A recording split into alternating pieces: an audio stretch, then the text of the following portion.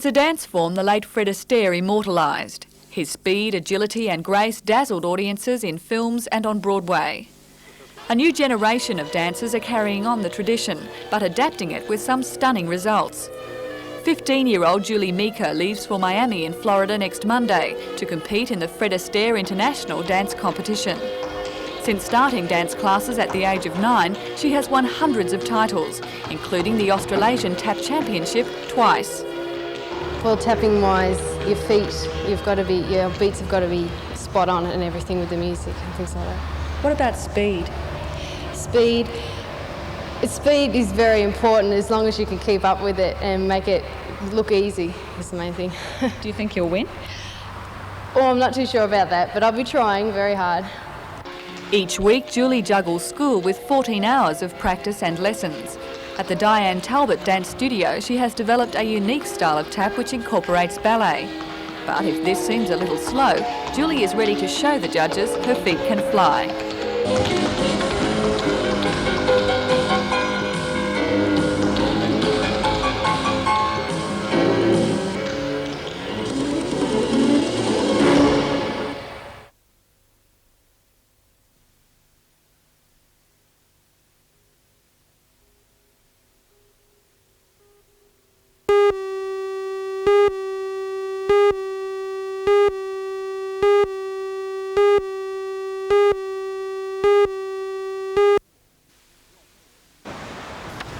Rod Moore and Mick Reynolds are long-time residents of Swansea Heads.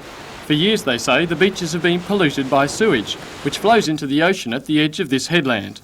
The pipe carries the sewage from about 1,000 homes in the area, which enters the sea after simply being washed through this station designed to break it down. Is it usually as bad as what today was? It's always like that, sometimes worse on a hot day. The pipeline is the responsibility of the Hunter District Water Board. What we have here is raw sewage being pumped into the ocean.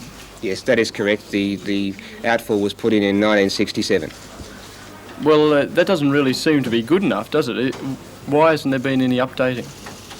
As with all these projects, the problem is cost. Are the levels around that area safe? It depends what you mean by safe. The Water Board has licence requirements which are set by the State Pollution Control Commission.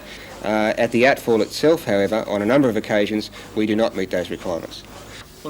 Now residents of Swansea Heads face the prospect of a second outfall. One of two proposals put forward by the Department of Public Works in the West Lake Sewerage Scheme is to pump treated effluent to a site 500 metres from here.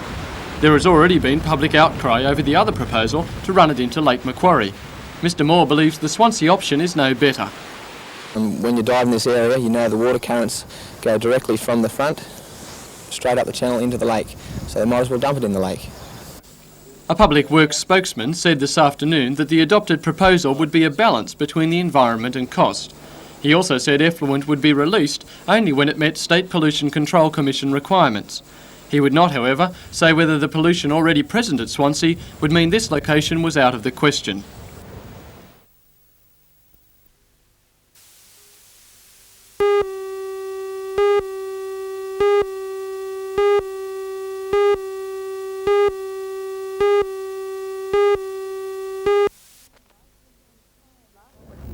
Last weekend's finds of a convict kiln and Aboriginal artefacts didn't end with the delight of discovery. In fact, the hard work of lobbying politicians has just begun. The first of no doubt many politicians visited the area yesterday, on the day that was to have seen the prime site auctioned off. Minister for Transport Ron Mulock says it has yet to be proven whether the site is worth saving. Certainly, I will say without qualification that if the archaeological reports and the reports on Aboriginal artefacts shows the claims to be valid claims and that the land therefore should be protected from development, then I'll respond positively to that. The area in question is only a small portion of the land that was to go under the auctioneer's hammer, and it's possible that that block could be excluded from the sale. But then there's the problem of the green ban on the remainder. That was imposed in protest over the government's plans to market the land as a prime development site. The opponents say that the SRA should hand over that land, as it did for Harbourside Park, to the people of Newcastle to be used as parkland. But Mr Mulock says that's out of the question. We've got two problems. We've got the preservation of the archaeological site on this side of the road, and on that side of the road, claims by sectors of the community that there be no development take place on a site that was earmarked. The question of green bans being snapped on, so early, I think it's entirely premature and uncalled for. And the green bans themselves being applied won't influence my decision as to whether or not that should be a reserve.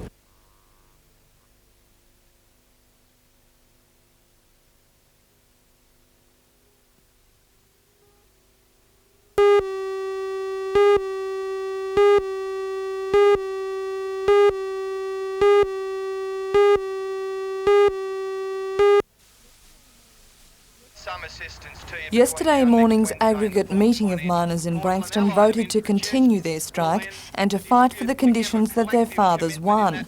They say it's traditional in the mining industry that if retrenchments are threatened, then overtime bans are imposed. And coal and allied miners can't and won't go against the decision made by the majority of miners in the Northern District last week. Now, the company have clearly said that they wanted to extend the privileges of the award in the extreme, and that they want people to react and respond on request to work overtime for all reasons. Now, we're quite happy to work overtime where it's needed, particularly around the areas of safety or urgency. We've demonstrated that at other mines. We've even demonstrated it within their own mines. In an equally hard line, Coal and Allied's Chief Executive Bruce Thompson says the company won't withdraw the stand-down notices unless the miners agree to work overtime. Mr Thompson says his company is losing $2.5 million a day and customers are going elsewhere.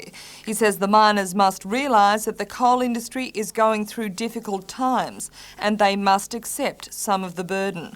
Mr Thompson says the miners' reasons for imposing the bans are outdated. Now, it's fine to say that traditionally in the Hunter Valley, when there's a threat to jobs, we impose overtime bans and that generates the need for more employment. But that thinking just simply can't work in the present economic climate. Meanwhile, in what the union claims is a totally unrelated dispute, coal loading operations in the port of Newcastle are at a standstill because of a strike by Maritime Service Board officers. The MSB officers appeared before Deputy President of the Industrial Commission John Varnum yesterday.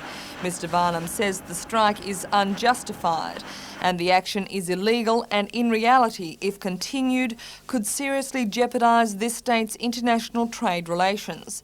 Secretary of the Officers Association, Tony Morrison, defended the strike, saying that it's regrettable but necessary. When workers are placed in a position of needing to pursue what they see as their livelihood and the retention of jobs in the industry, these unfortunately again are the circumstances that occur.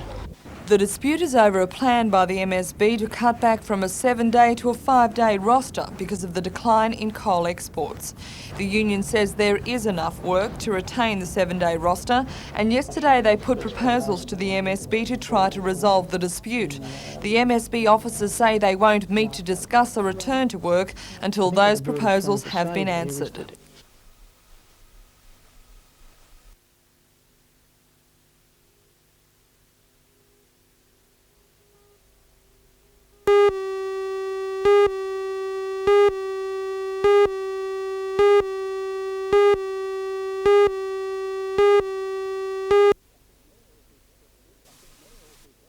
I think many old people shouldn't do this. I think if you've got skills, you should use them. Whether you do it in a WA or whether you do it in some form. Something's wrong with the system today where skilled men are expected to sit down and do nothing. It's ridiculous. It should be possible for us all to do some new endeavours and get into things and use your experience that we know. That's the attitude that brought Jeff Lawrence out of retirement from model building to take up the job of project manager to build the steam engine for the William IV. A design engineer, Mr Lawrence took up the job with a passion, and now, 13 months later, it's nearing completion. But the project hasn't been an easy one, and Mr Lawrence has had to call on the expertise of craftsmen whose trade has almost been forgotten. In all, 20 companies were involved, and Mr Lawrence says he was lucky to get some of the work done at all. Most of the foundries were closing down in Newcastle, and quite by accident we found that Garden Island was looking for work in their pattern shop. And we visited them. They were happy to accept us, and we placed the first order 3 months after we looked at the drawing. That was the first order done. The engine will be tested next week before it's transported to Raymond Terrace to be installed in the William IV. For Mr Lawrence, who's worked on many steam engines, this one is to be admired. It looks ugly, but it's got reasonable proportions. It's a bit heavy, but nevertheless it'll go forever. Up and down the Williams? Anywhere. Take you around the world.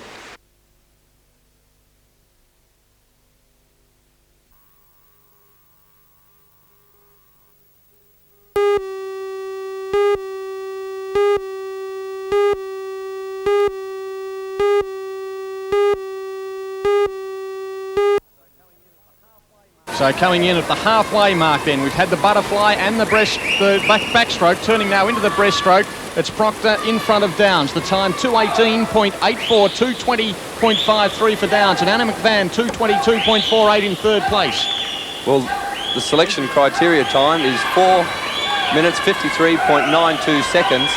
And for the girls to do that, at the turn into the last 100, they're going to have to be around in about 3 minutes 47. Which will give them that time. Already Donna Proctor has gone under that time of 4:51, and she's looking very strong. We repeat the Australian record, 4:51.85. She's gone 4:51.89, so coming in a couple of strokes to go, 4:50.15. What a swim. A new Australian record set by Donna Proctor.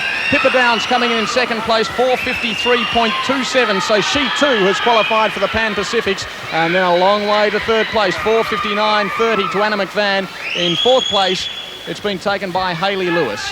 That time puts Donna about 8th in the world now.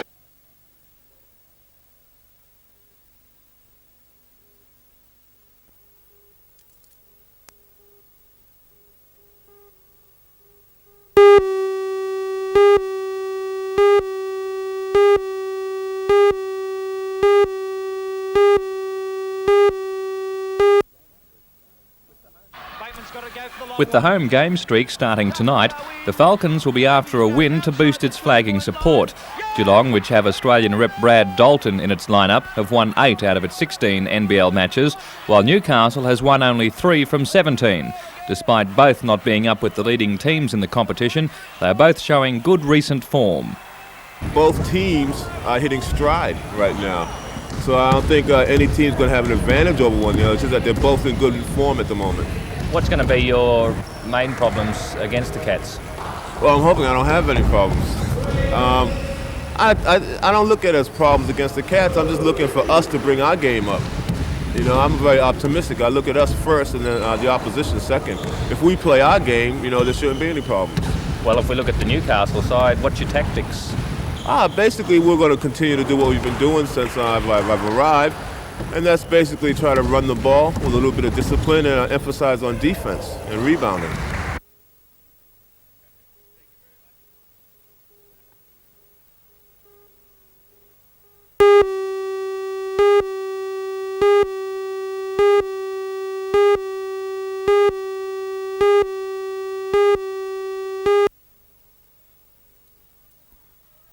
Got her work cut out for her. As you see, she's not being pushed too hard by anyone else in the field. She's just got to put her head down, add in her legs, and come home. Well, she's really looking to improve her world ranking of 21. I'm sure she'll do that. Just a few metres to swim. She's out by a length and a quarter on Proctor. Pippa Downs, 16 years of age from Palm Beach, goes in and touches first, a time of 2:20.16. Not quite the qualifying standard. In second place, Proctor, and third place taken by Colette Gunn. Donna's time was just under 2 seconds outside the automatic qualifying time for the Australian team, but because she is already in the team following the 400-metre swim, it's likely she will be selected to swim the 200 medley as well. Meanwhile, another Newcastle swimmer was showing his good form at the trials. Colin Irvine looks set to be a champion of the future when he qualified second in the 200 metres backstroke, finishing third in the final.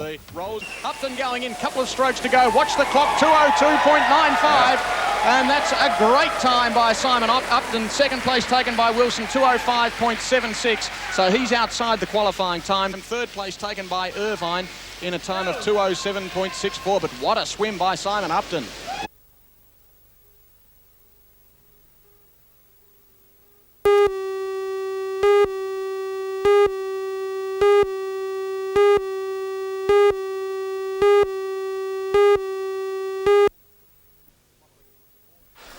Following good form in recent weeks, the Falcons were expected to do well at home against the Cats. However, the Cats had other ideas and ran away with the game. 32 seconds remaining, and Barton makes the two. And 14:97 now, 25 seconds. David Leslie shoots from out the top, gets 2 points, 1:16:97. It ticks down into single figures very shortly, but Sean Dennis is going to get a couple. But as you can see, the defence now is quite happy to stand about. Single figures, doesn't go in. The game is over in 1 second time. There it is, 1:16:99. And the Geelong side in the long term were far too good.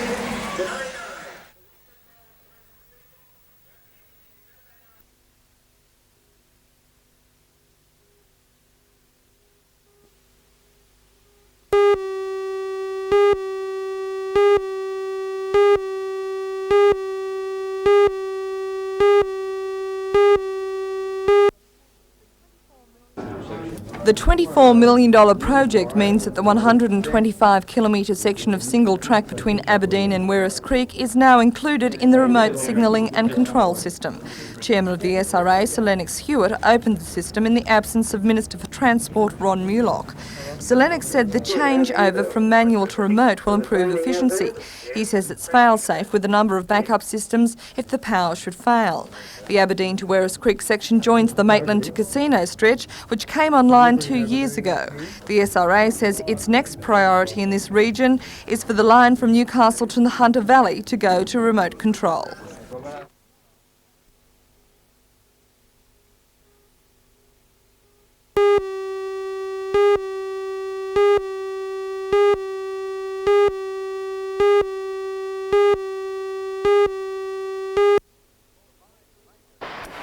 The 5 major mining unions called a joint news conference today to describe the retrenchments at Leamington as a setback to any compromise. Northern Miners Federation President Jim Hayes said a liaison committee meeting Monday morning will formulate policies to be put to an aggregate meeting of rank and file on Tuesday at Branxton. There has been a failure by the coal owners to adhere to a moratorium on retrenchments advocated by the Prime Minister, even though the unions, through the National Liaison Committee, kept our part by endorsing cessation of industrial action to allow discussions to take place. Further, the unions in this district have been examining positive steps that could have been discussed during 1 month's moratorium, which would have significant impact on the industry viability, subject to favourable response by the owners on saving of jobs. Coal and Allied, the only company presently affected by strike action, is seeking to have its 3,000 employees back at work before Tuesday's aggregate meeting. The stoppage at its 11 collieries and associated washeries is costing it millions of dollars a day. Further talks are being held this afternoon in Sydney between unions and employers in an effort to save the teetering moratoriums and to try and find ways to overcome the impasse on rationalisation. However, the Miners Federation is maintaining its line of making the saving of jobs its top priority.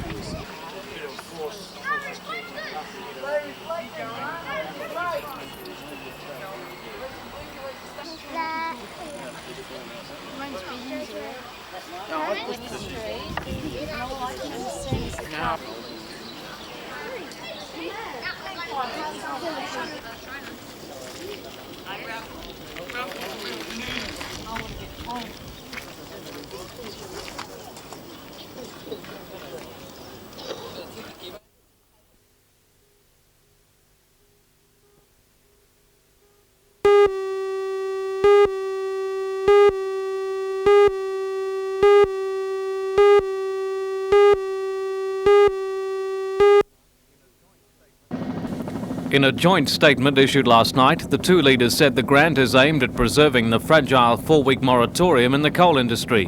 Mulock and Hawke have called on the companies to defer the issuing of retrenchment notices at the Leamington Colliery. They say unions should stop industrial action and employers should not announce any more retrenchments. The Northern Liaison Committee of the Miners' Union met in Newcastle yesterday. National President John Maitland attended, urging the delegates to recommend a return to work at today's aggregate meeting at Branxton. All northern mines will be idle for that meeting, which begins at 10 a.m. More than 3,000 coal and allied workers, now on strike for more than 2 weeks, will be asked to abandon their industrial action in a bid to hold together the shaky coal industry peace package.